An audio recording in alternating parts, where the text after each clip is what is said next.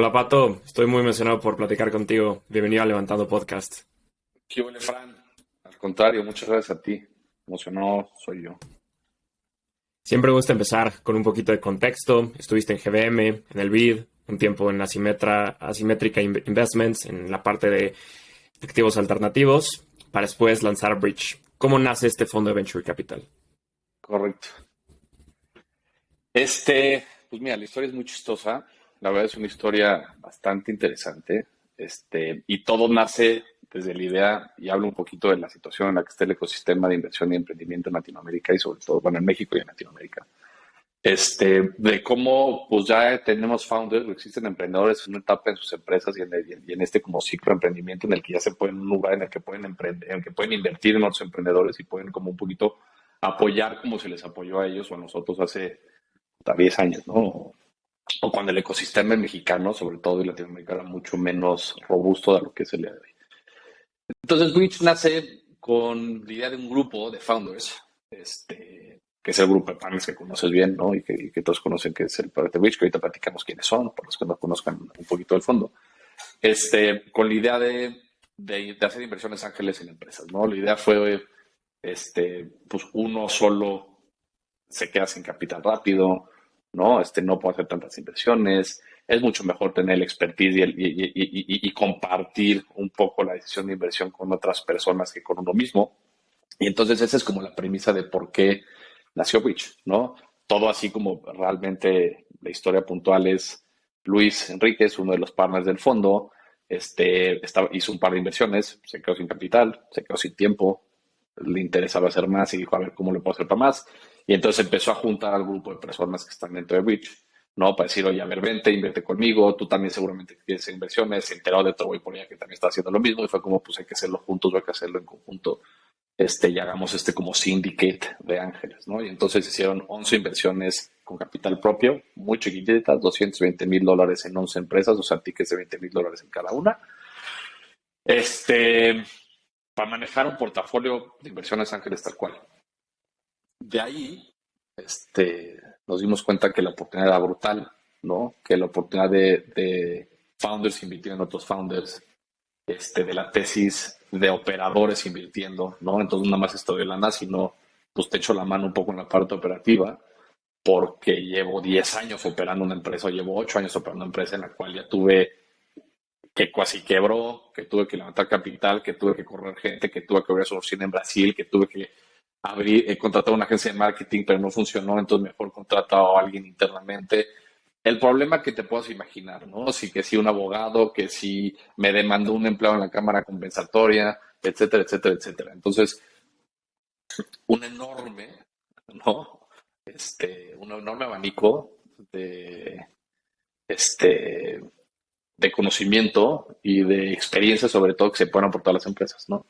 Y entonces nos dimos cuenta que a los emprendedores les encantaba que invirtiéramos. Eran tickets chiquitos, o sea, entramos en rondas de 2, 3 millones de dólares con un ticket de $20,000. Es algo representativo prácticamente para ellos, pero el valor agregado que podemos traer a la mesa era lo importante, ¿no? Otros fondos nos invitaron a invertir con ellos, ¿no? Entonces convertimos con muchos fondos mexicanos y latinoamericanos en las empresas, fondos que estaban invertidos en las empresas propias, ¿no? Ya sea Bitso, Kavak, Ben Frank, Ultra Colectiva, etcétera. Era como, a ver, los conozco, aunque yo estoy metido en sus empresas, y ahora que están invirtiendo ellos, pues me interesa meterlos a las empresas en las que estoy invirtiendo porque me agregan muchísimo valor.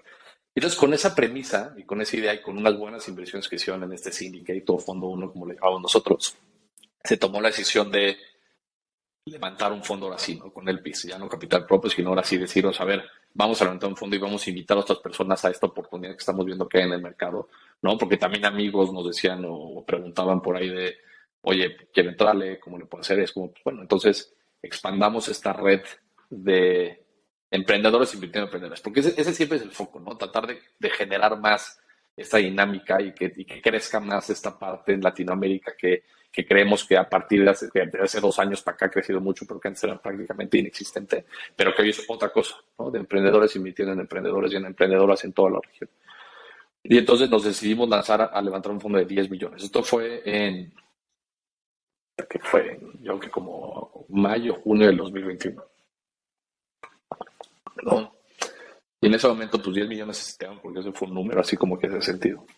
Entonces yo salí del BID que fue literalmente mi último día del BID, fue el 30 o por ahí como de julio, ¿no? Entonces, pues en agosto pues, empezamos a levantar capital el 15 de agosto, literal como fecha, así fue como empezamos a tener ya más con el PIS. Hicimos toda la parte de la constitución del fondo, ¿no? Hicimos como que tuvieron la idea de hacer la parte operativa, constitutiva, todo el fondo, o sea, todo el back office, toda la parte estructural, algo muy tradicional, algo que le da mucha seguridad, ¿no? Y por otro lado, innovar muchísimo en la forma que hay que invertir, ¿no? O sea, nuestro comité de inversión funciona relativamente frente al resto de los fondos, etcétera, ¿no? Como esa parte en la que buscamos inversión. Nos fue bastante bien. Hicimos el primer cierre del fondo en enero de este año, cerca de los 10 millones, ¿no? Pero seguíamos teniendo oportunidades de inversión o oportunidades de conseguir el PIS.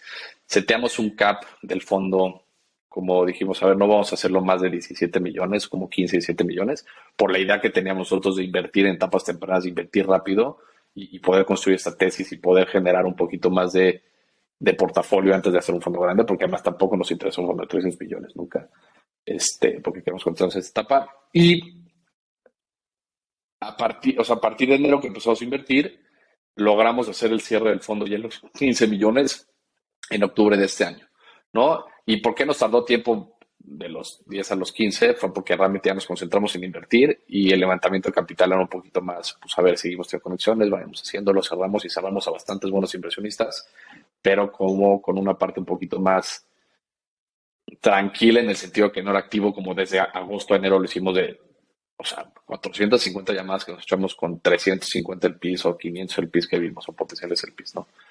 Y eso es un poquito la historia de lo que estamos hoy, ¿no? Al día de hoy hemos hecho 14 inversiones, ¿no? Entonces hemos estado bastante activos este año.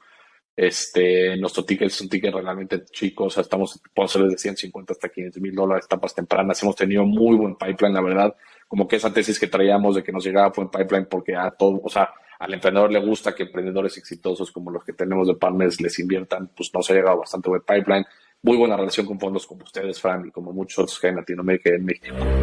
Y entonces hemos estado muy activos y queremos seguir estando igual de activos por lo que quede del fondo, ¿no? La idea es hacer alrededor de 30 inversiones, un poquito más, y llevamos 14. Entonces todavía nos queda un poquito más de la mitad por hacer. Bridge tiene una estructura distinta a un fondo de VC tradicional. Cuentan con 9 venture partners. ¿Cómo es el proceso de decisión? Correcto. Y llamarle venture partners es hasta relativamente raro, porque ni siquiera funge como un venture partner real. Un venture partner real te trae deals, te compartes parte del deal, etc. Aquí son partners reales, o sea, forman parte del GP. No están en el comité de inversión, o sea, es todo un rol un poquito más arriba que el de un venture partner.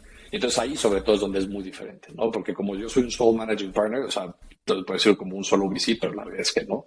Es que tengo 9 socios al lado con los cuales, pues unos que se meten más en la operación, otros menos, ¿no? O sea, como que tenemos de todo, pero funciona bastante bien. Entonces, como funciona, digamos, su participación, donde realmente agregamos valor, yo diría que son como en 3 vertientes, ¿no? Una es en el pipeline, ¿no? Generación de pipeline y de deal flow. Muchísimo viene por ahí, ¿no? También muchísimo ya por Diego, por Matías, por el equipo, ¿no? Por las conexiones, pero mucho viene también Diego y Matías son los del equipo de inversión de Bridge. Nada más, entonces, pero también viene mucho por parte de ellos, ¿no? Entonces, digamos que ese es como, digamos, el top layer, ¿no? Si lo quieres decir. Primero, esa es su participación, generación de pipeline. Segundo es, en el momento que nosotros nos metemos a hacer due diligence en las empresas, casi siempre, ¿no? Tenemos como un shortlist que le llamamos nosotros, en el cual son ya como las que nos encantan y que estamos listos para llevar a comité. Los metemos en ese proceso de decisión. No tanto de decisión, sino de análisis, más bien. Los metemos en ese proceso de análisis, porque hay muchas veces que, si voy a estar revisando una empresa de cripto, pues quién mejor que meter a Daniel Vogel a revisar si la empresa tiene sentido o no. ¿No? O sea, como que tenemos ese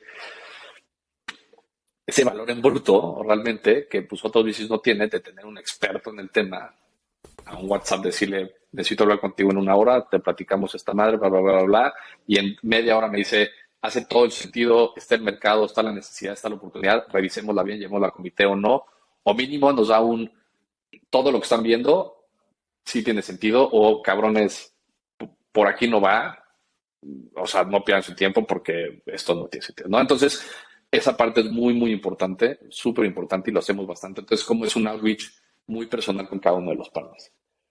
Y después, digamos, ya la última parte, bueno, no, son 4. Entonces, la tercera parte es el comité de inversión. Este funciona en el que formamos parte de los 10 partners, o sea, los 9 venture partners o partners y yo, en el cual entran los emprendedores, pitchean la idea, después de eso es una sesión de preguntas interesantísima, y después de ahí está la votación y discusión. Pero en la discusión es realmente donde hay mucho valor en el fondo, ¿no? Porque es una discusión entre los 10, y ahí es donde salen cosas que nosotros hacen análisis no vimos, ¿no? Alguien trae un insight diferente, conoce a los fondos, conoce a alguno de los founders porque trabajaron en una de sus empresas, ya sea en Kavak, o cuando Fede estuvo en Uber, con Uber en ellos, o trabajaron en Infocel con Mike, o con Paulsen en Ben Frank, etcétera, ¿no? Entonces, ese network es súper importante. Y entonces, las discusiones que salen en ese comité son muy, muy, muy, muy ricas, ¿no? Y entonces, hay veces que uno llega y vota que no, y después de la discusión agitada dice, ¿saben qué? Tienen toda la razón, no estaba viendo esto, y cambia su voto, ¿no? Y es prácticamente una mayoría calificada. Pero funciona de esa forma, ¿no? Es muy, muy interesante. Tenemos los comités fijos, como somos 10 y dos viven en Brasil, uno anda volando por el mundo corriendo ultramaratones, es muy difícil coordinar a todo. Entonces tenemos los comités fijos, ¿no? El segundo martes de cada mes. Y entonces esas discusiones es realmente donde es increíble. O sea, feliz de la vida te invito a uno para que estés ahí como de observer, para que veas de verdad la dinámica que se hace ahí. Es bastante, es muy, muy, muy chida. O sea, es muy, muy padre. Se agrega mucho valor,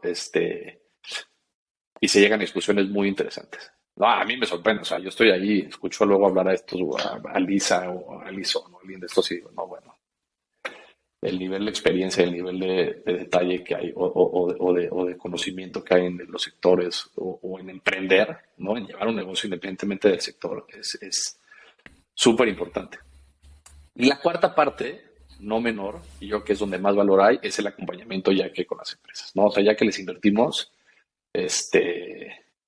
agregamos, o sea, ya que alguno de los partners se meta o sea, a llevar la empresa, no de la mano, sino a acompañar, porque pues nosotros creemos en el principio en el que estamos invirtiendo en una persona porque creemos en ellos, ¿no? O sea, si le invertimos a alguien es porque es emprendedora, nosotros tenemos 100% la confianza que va a lograr lo que creemos que va a lograr. Simplemente estamos aquí para apoyar en donde tú necesites. Pero eso a veces es desde un WhatsApp a presentar con un fondo o como alguien que necesita no sé, ahorita necesitamos un CFO, le conseguimos 5 oportunidades de los mejores CFOs que acaban de salir de muchos de estos layoffs que estamos viendo en las empresas, pues el talento del que tenemos acceso es brutal. Entonces te consigo un CFO, te consigo introducción con un fondo, te presento a estas empresas para que cierres el deal, o me meto porque tienes un problema con la parte de marketing que no estás pudiendo resolver. Entonces ahí es donde se meten los partners y la verdad es ahí donde yo creo que ese valor del fondo operativo, o sea, ese background operativo del fondo, ya, o sea, se exponencializa el valor, ¿no? O sea, es brutal. Muchos de estos partners que están en estas discusiones que mencionas son CEOs y COOs de empresas como Kavak, Bitso. Sí. Por la naturaleza de sus negocios y de los roles, son líderes y tomadores de decisiones. O sea, cuando están discutiendo cómo es el manejo de distintas personalidades que llegan a ser pues, bastante fuertes y no se puede alguien tener una postura muy fuerte sobre a favor y alguien en contra. O sea, tú, digamos, como el managing partner que estás 100% operativo en el fondo, ¿cómo manejas estas personalidades entre todos los partners? Chistoso esa pregunta porque como que al principio, cuando estábamos formando todo esto, justo me preguntaban, creo que costaba una llamada con Paul y con Mike y con Luis y con Fede. Creo que fue como, a ver, ¿cuáles son como de las dudas que te salen, ¿no? Del inquietudes? Y justo fue esa, fue decir, a ver, ¿cómo manejan esto de repente, ¿no? Y te diría que una de las cosas que más valió o sea, que más valor agregó el haber hecho este syndicate antes del fondo fue la forma en la que se vio la dinámica de trabajo entre todos. Porque no nada más son 9 CEOs o founders, sino son 9 personas al final del día, ¿no? Y como puede haber una sinergia entre 9 personas, puede haber un choque brutal. Y la verdad lo que se dio es que hay una sinergia increíble entre los 9, ¿no? Más allá de nada más ser CFOs y founders, entre la mayoría somos conocidos o amigos de hace tiempo, entonces hay una relación mucho más allá profesional, sino hay una relación de amistad bastante interesante. Y entonces, pero a la vez, como que tampoco todos somos brothers, hay una relación también de respeto muy interesante. Entonces, siempre es o sea, a lo que voy con esto es que mi participación en el manejar, si quieres, los egos o la participación en todos, tampoco es tan grande como te imaginarías. La verdad se maneja bastante lean, es bastante straightforward. Estamos hablando de profesionales ya maduros, con carreras, etcétera, en el que tampoco es un pleito, ¿no? O sea, cada quien sabe dónde, qué sí sabe y qué no sabe. Eso es lo más importante. O sea, como que la parte en la que como que la gran mayoría tienen muy definido, a ver, aquí no tengo idea, ¿no? Si estoy viendo una empresa de cripto, pues si Vogel vota así, pues para mí va a agregar mucho valor, no lo voy a discutir y viceversa. Y creo que esa parte de cómo manejar la expertise de cada quien y la discusión se hace previo al comité, ¿no? En estas llamadas que tenemos antes, en la creación de la tesis, etcétera. Entonces, como que llegamos al comité y ya muchas veces es, pues, no sé, si vimos una empresa como Ozone, por ejemplo, ¿no? Que invertimos en Ozone, que es algo que es venta de motos usadas, pues el expertise que tiene Fede en Kavak agrega muchísimo valor, ¿no? Entonces, llegando ya nosotros al comité con una tesis plasmada que ya se revisó con Fede, que ya se platicó, que el fondo ya habló, que ya revisó la parte operativa, etcétera, pues ya esa discusión, ¿no? Se va muy guiada en la parte en la que el experto en el tema ya tomó un poquito la pauta.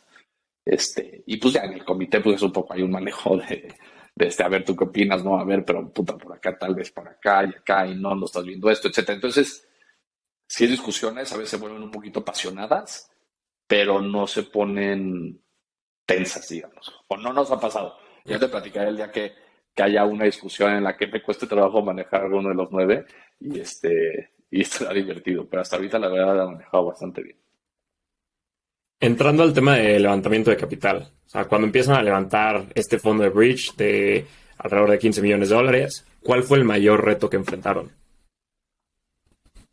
También empezando, la verdad, en que nosotros tuvimos mucha suerte en el timing. Levantamos el año pasado, ¿no? Entonces, nada que ver si vamos a empezar a levantar hoy. Y el mayor reto que tuvimos es que, a ver, que yo lo veo como el mayor valor agregado, pero venderlo fue difícil, es en que, pues sí, somos 10 partners, pero 9 están operando Bitso en Brasil o emprendiendo una nueva empresa como Luis, que está lanzando una nueva empresa ahorita. Si bien yo sí vengo de este mundo de hace ya muchos años haciendo inversiones y en el VC muy metido, pues soy first time founder, diré managing partner, o sea, yo no había sido management de un fondo. Y entonces esas dos partes en las que puede sonar como bullshit un fondo hecho por founders, ya sabes, o sea, como que al principio era como, bueno, sí, está padre tu imagen en la que me estás pegando un slide, que están estos 9 güeyes y tú, y que me estás poniendo que sí, puta, se va a poca madre, pero realmente es real, o sea, estos güeyes sí están metidos ahí, o no, pues porque es muy fácil pensar que Daniel tiene sus manos bastante llenas con Bitso, ya sabes. Sí. Pero es increíble cuando platicas con él que te das cuenta que sí las tiene llenas con Bitso, sí está mil, pero sí encuentra el tiempo para hacerlo todo esto. O sea, a lo que ves que los 9 tienen el compromiso que si le entraron es porque le entraron, no nada más por poner su nombre, porque está su reputación detrás, ¿no? Entonces es como, pues no te pego una cara bonita, ¿no? Yo quiero que esto les salga bien porque es mi reputación, y además porque me gusta lo que están haciendo, ¿no? O sea, si es ese speech de regresar un poco al ecosistema, lo que nos dieron hace 10 años, 8 años, suena bullshit, pero es real, ¿no? O sea, imagínate lo difícil que fue para todos estos güeyes levantar capital hace 8 años. No era el mercado que soy. O sea, yo estuve siempre del otro lado. Bueno, más bien, traté de levantar un fondo que fue en el 2014, 15 y no pude. Entonces hice un company builder. Entonces medio que siempre emprendí ahí, un company builder, estuve ahí 3, 4 años. Pero, o sea, lo que era levantar capital en ese entonces era una locura. Entonces, esa parte genuina de fraternidad, o sea, de hermandad, de genuinamente hacerlo por la región, por las emprendedoras y los emprendedores latinoamericanos, sí está. Y entonces esa parte medio, a ver, no nos costó, simplemente era donde nos cuestionaban mucho, ¿no? Nos cuestionaban mucho también, pues, la típica también pues, de gente un poco más ajena al ecosistema de por qué dice ahorita, lo difícil que está. Evidentemente, lo que me cuestionaron en los últimos que cerré en mayo de este año contra los de octubre del año pasado fue completamente diferente.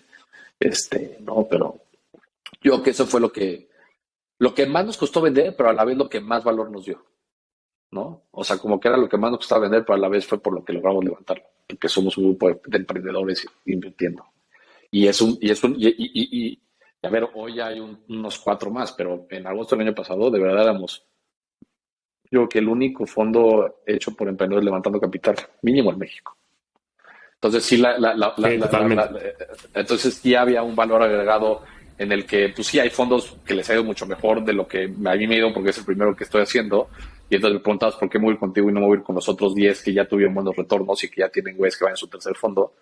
Pues es porque sí hay un valor, hay un diferencial con el resto, mínimo en la parte operativa, ¿no? Y además porque nos encanta trabajar con todos ellos, porque sabemos que ellos tienen un expertise que nosotros no tenemos y traen un valor que nosotros tenemos, y por eso no le damos rondas, por ejemplo. Pero somos mucho de hacer todo esto como en una parte colaborativa, más que estarnos peleando por deals. Sí, entonces esa parte también nos ayudó bastante. ¿Cómo es la construcción del portafolio para un fondo de 15,5 millones de dólares? O sea, en tamaño de cantidad de inversiones, tickets, porcentaje reservado para follow bonds.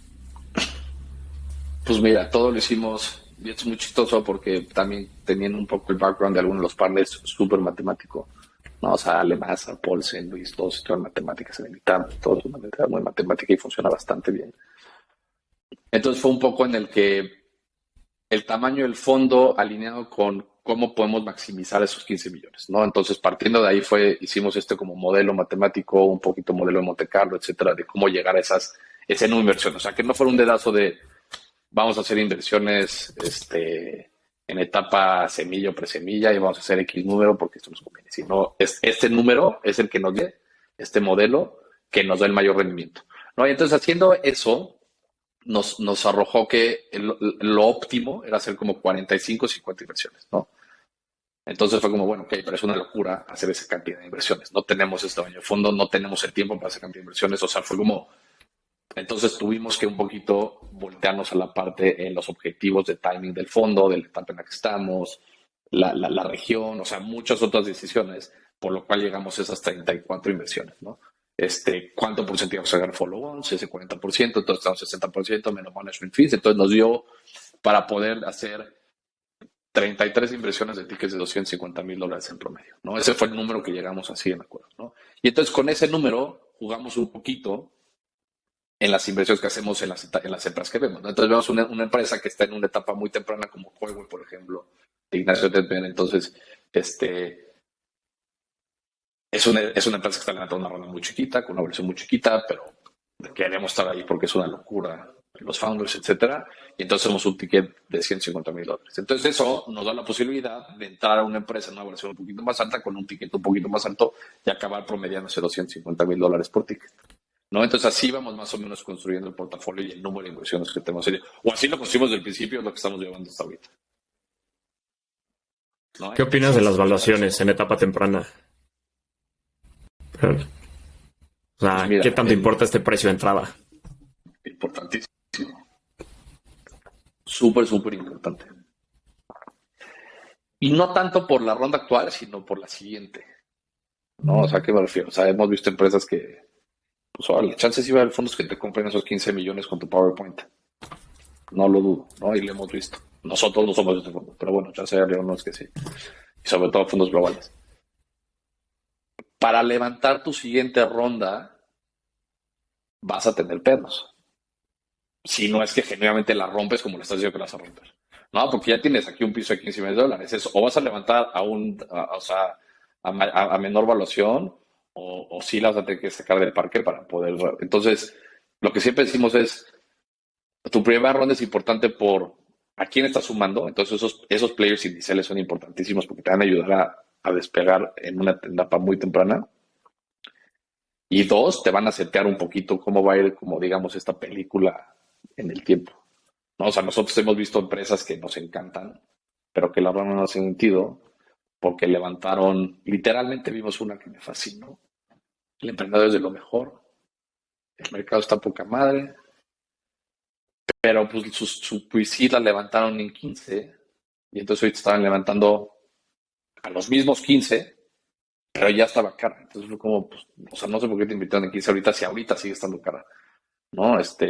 Pero lo que sí hemos visto es que ya los casos que son así son muy poquitos. O sea, las empresas y los emprendedores, la neta, están, o sea, ese como talento, no nada más para levantar, sino el talento en general que mínimo hemos visto nosotros en Latinoamérica en los últimos años es abismalmente, o sea, no diría mejor, sino es muy, muy bueno. O sea, cada vez hay mejor talento, los emprendedores cada vez están más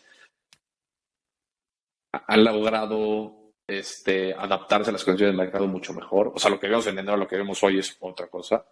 Entonces, esa adaptación ha sido buenísima. Cada vez menos vemos empresas que llegan con una evaluación de 20 millones con un PowerPoint. Eso ya es prácticamente nulo. Entonces, en esa parte creo que lo han hecho bastante bien. O sea, muy pocos casos te diría que he visto así en que no saben sentar esa primera ronda. De hecho, muy chistoso, porque este tema que me estás preguntando lo platicamos nosotros internamente a tal grado que Diego, uno de los del equipo de inversiones, está haciendo un paper de cómo estructurar esa primera ronda. Entonces lo vamos a sacar seguramente, creo que la semana que entra, ¿no? Para que lo compartas. Porque sí, importantísimo. Muy buenísimo ese paper. Sí. Pues un poquito de Sí. cuánto levantar, No, si levantar o no, con quién levantar. No es lo mismo levantar con nosotros que levantar con un fondo global, un fondo más grande. No es lo mismo levantar con Ángeles que con VC. Cuánto te quieres diluir, pensando en la siguiente. O sea, hay como muchísimos factores a tomar en cuenta que creo que es súper importante y a veces que no lo toman. O sea, también he visto ahorita que me llegan con una evaluación de 15 millones y a las 3 semanas me dicen, oye, ya la bajé a 6. Y es como, ¿cómo? ¿Cómo? O sea, no, pero bueno. Sí, Cada vez me ha pasado bastante igual. Pero ha pasado. Y es como Sí. ya sabes que le digo, oye, la verdad. No, y como dices, son... Sí, perdón, Diego, dale. Sí, o sea, como dices, son muchísimos factores lo que hacen que sea una evaluación, el tema de si es un fondo global. Pues el año pasado vimos estos fondos globales entrando a la TAM en 2021, Sí. metiendo, inyectando, y hoy también la situación macro es distinta. Y aquí te quiero preguntar, o sea, ¿cuál es tu percepción de la situación actual de los mercados? O sea, ¿qué ves hoy a finales de 2022 que está pasando en el mundo de las startups y VC en la TAM? A ver, o sea, hay como dos partes y yo lo veo como o sea, me encanta más la parte como positiva, porque si bien tampoco me gusta predecir el futuro porque no sabemos, o sea, siempre es como, y para el año que entra, que pues no tengo idea, la verdad es que no tenemos idea de qué va a pasar el año que entra, ¿no? Sí creo que se va a poner más duro que este año, la neta, o sea, ya lo estamos viendo ahorita, o sea, muchos layoffs en las empresas que empiezan a cerrar, entonces seguramente el año va a estar duro. Creo que las empresas buenas, con buenos emprendedores y emprendedoras con buena calidad, van a seguir pudiendo levantar lana, porque existen fondos como nosotros, hay muchísimos ahí por todo Latinoamérica con capital para invertir. Entonces, no es como que ya no hay lana, sigue habiendo lana, sigue habiendo oportunidades de inversión y sigue habiendo buenos fondos, ¿no? Cada vez vemos más. Creo que esta parte en la que haya layoffs, pues también va a poder dar pie a que muchos emprendan, ¿no? Entonces tenemos gente muy bien preparada, que ya muchos años son buenas empresas que van a empezar a emprender. Entonces, a ver qué pasa ahí. No, yo creo que va a ser súper interesante a ver qué empieza a pasar el año que entra. Y entonces, en un tema macroeconómico, pues la verdad ni me gustaría tocar el tema porque tampoco soy experto, entonces te voy a decir las cosas que yo creo que ni siquiera sé si están bien o mal. Más bien es un tema en el que creo que lo que hemos visto este año en el ecosistema es un ajuste bastante bueno y necesario para esto. O sea, yo creo que el año pasado fue una locura y no era ni sostenible, entonces este ajuste está buenísimo, está medio limpia de lo que está pasando, está buenísima. Y y también como muchísima resiliencia, eso está increíble. O sea, a ver, los emprendedores y las empresas latinoamericanas y también los fondos estamos acostumbrados a estos mercados. O sea, o sea, que haya dinero a paventar, que no haya problemas. O sea, eso no es lo normal. Aquí los empresarios están acostumbrados a estar remando contra la corriente, ¿no? Si no es o sea, si no es una condición política, es un trámite gubernamental. O sea, abrir ahorita una empresa en México es un rollo de tardas meses. O sea, son resilientes, están acostumbrados a de verdad estarse rompiendo el hocico. Entonces, o sea, no, a ver, está mejor cuando hay 10 millones de dólares, pero está mejor cuando solo tienes dos y puedes hacer. O sea, hacer una empresa con capital es muy fácil. Me explicó, bueno, mínimo lanzar una empresa con 10 millones en el banco está fácil. El chiste es, hazlo con $500,000 y logra lo que dices y veamos. Yo creo que ahí está esa etapa, ¿no? Entonces, los buenos operadores y los que estén realmente con buenos fundamentos de negocio son los que van a estar ahí y son los que hemos visto muchísimo. Creo que hemos visto menos bullshit en el mercado y más cosas reales y gente con mucho talento haciendo cosas increíbles. Entonces, eso yo creo que para el año que entra, sin querer tratar de adivinar lo que va a pasar, pues nada más un poquito lo que venimos viendo a lo que ojalá se siga exponencializando el año que entra. ¿Qué consejo le das a los founders de tu portafolio? Actualmente o que le damos cada vez que invertimos. actualmente, ahorita, en esta situación del mercado? Pues mira, que estén abiertos a adaptarse al cambio, o sea, ¿no? O sea, tenemos el paso ahorita que están levantando capital, paso siguiente ronda que les costó un poquito más de lo que esperaban, no pasa nada, ¿no? O sea, adáptate, trabaja con lo que tienes, piensa ahorita en el día de hoy, no pienses en lo que vas a poder hacer con la ronda anterior, piensa en lo que vas a lograr para tener un negocio, olvídate rentable, sino con sentido el día de hoy, ¿no? Entonces, esa parte creo que es muy importante. Este, y la segunda parte es que no se desesperen, ¿no? Nosotros mira, hemos hecho, o sea, la etapa más vieja que tenemos es de enero, ¿no? Entonces tampoco es como que ya hay mucho tiempo para poder ver cómo van, si le está afectando, ¿no? Pero creo que lo que sí es súper importante manejar con ellos es esas dos partes, ¿no? Una parte es concéntrense en lo que están haciendo, que lo están haciendo bien, no piensen en lo que puede o no pasar en los próximos 2 años, ¿no? O sea, el pensar en que si voy a poder levantarla en 2 años, entonces hoy me va a afectar, pues, güey, vas a sufrir hoy porque no puedes levantar y mañana porque no vas a poder levantar, entonces solo lo estás pensando mañana. Entonces, con lo que tienes hoy, trata de construir hoy y y la segunda es adaptarse a los cambios o a las cosas que vienen lo más rápido posible. ¿Crees que hay una manera correcta de invertir? En PC, ¿en qué? Pues Y no sí, creo que haya una manera correcta de invertir. Creo que hay muchas formas, cada quien tiene unas formas de invertir. Y, pues no, así como una correcta de invertir, no creo. Yo creo que hay la manera que nosotros creemos que es la correcta, pero eso es muy diferente a que existe una correcta. sí, digamos, esto pues, lo ves de muchos fondos. Entonces, el año pasado, un SoftBank, un Tiger, más como esta estrategia de pues, spray and pray un poquito, más billetazos, otros que son más enfocados en unit economics. Hay distintas perspectivas y pues los Exacto, resultados los veremos a 5 o 7 años. Y aquí te exacto. quiero preguntar, ¿cómo ves el ecosistema de salidas en Latinoamérica? Hemos visto pocas salidas de grandes cantidades. En el caso de Uber y Corner Shop, Nubank. O sea, este tipo de salidas son pocas, que al final del día este es el éxito de los VCs. O sea, sí, yo puedo tener un fondo 5 veces en papel, un TVPI, pero yo al final del día, como VC, mi objetivo final es regresarle dinero a mis inversionistas con un buen DPI. O sea, ¿qué opinas? ¿Qué le hace falta al mercado de salidas en la TAM?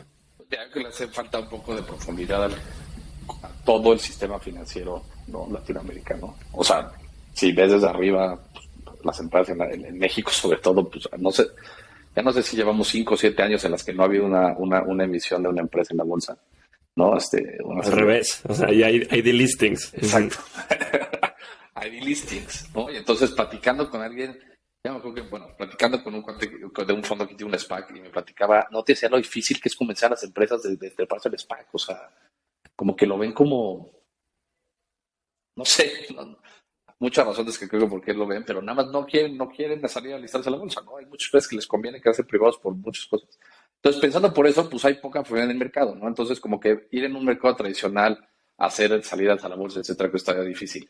Lo que sí creo que está pasando, porque sí he visto salidas no tan grandes, así las chiquitas, uno de los panos del fondo tuvo una, ¿no? O sea, ahí están, no son tan sonadas, no están tan populares, no están tan ahí en el voz de todo el mundo, pero hay salidas chiquitas, empresas como Kavak que empiezan a tener empresas de ese peso de adquisiciones. Entonces sí creo que entre más maduro el ecosistema de emprendimiento en toda Latinoamérica, o sea, que Kavak no sea nada más Kavak, sino que existan 15 Kavaks en México, ¿no? O sea, tenemos 10, 11, cuando haya 50, pues esas mismas van a empezar a hacer más maduro este mercado, ¿no? Buyouts, estos mergers, etcétera, ¿no? Entonces esa parte creo que va a ser súper interesante empezar a ver que se empieza a dar.